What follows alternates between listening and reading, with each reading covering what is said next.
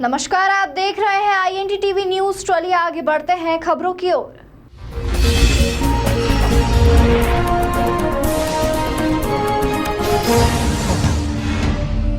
इंदौर नगर निगम में सामने आए नामांतरण में फर्जीवाड़े को लेकर अब कई सवाल खड़े हो गए हैं। इस फर्जीवाड़े की जांच में विभाग के लोगों की मिलीभगत सामने आने से अब बड़े अधिकारियों की कार्यप्रणाली भी सवालों के घेरे में आ चुकी है।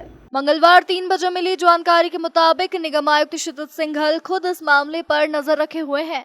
निगम आयुक्त ने बताया कि इस फर्जीवाड़े में नगर निगम के कर्मचारियों का ही ID का इस्तेमाल हुआ और फर्जी दस्तावेज तैयार करके संपत्ति का खाता खोला गया और नगर निगम को राजस्व की हानि पहुंचाई गई। ऐसे में कुछ लोगों के खिलाफ विभागीय कार्रवाई की गई। बिल कलेक्टर रियाज अंसारी और संजय यादव को निलंबित किया गया। सौरभ तिवारी, संतोष मालवीय और अजय सोलंकी की सेवा समाप्त की गई। इसके अलावा आउटसोर्स कर्मचारी सागर पवार को ब्लैकलिस्ट करने के निर्देश दिए गए। इसके अलावा प्रभारी सहायक राजस्व अधिकारी तरुण जोशी को कारण बताओ नोटिस जारी किया गया। साथ ही नगर निगम की तरफ से इस मामले में FIR भी दर्ज कराई जा रही है। निगम आयुक्त ने बताया कि भविष्य में इस तरह की घटना दोबारा ना हो, इसके लिए भोपाल से IT विशेषज्ञ बुलाए गए हैं और पोर्टल में जरूरी बदलाव भी किए गए हैं। अब देखना होगा कि इस मामले की निष्पक्ष जांच हो पाती है या फिर ये मुद्दा एक बार फिर से फाइलों में बंद हो जाता है।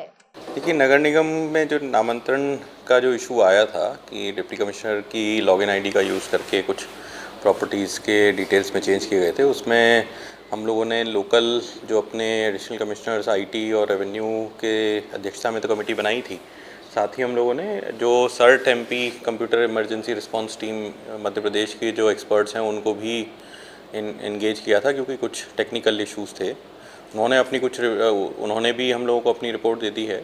लोकली जिन लोगों के चेंज हुए थे उन प्रॉपर्टीज़ के जो भवन स्वामी थे या जिनका नाम चढ़ा था बाद में, उनको भी यहाँ पर लोकल में समिति ने बुला के उनसे बात की थी।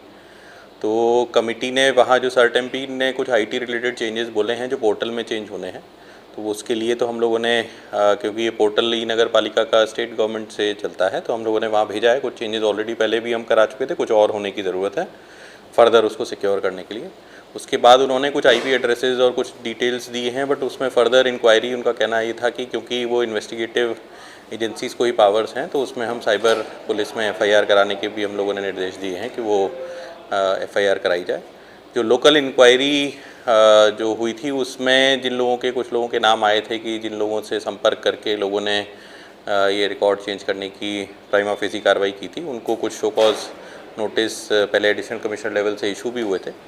उनमें फिर हम लोगों ने जो रिस्पॉन्ड कंसर्न थे उनको सस्पेंशन की, 2 लोगों के निलंबन की और 3 लोगों के सेवा समाप्ति की जो है कार्रवाई की है।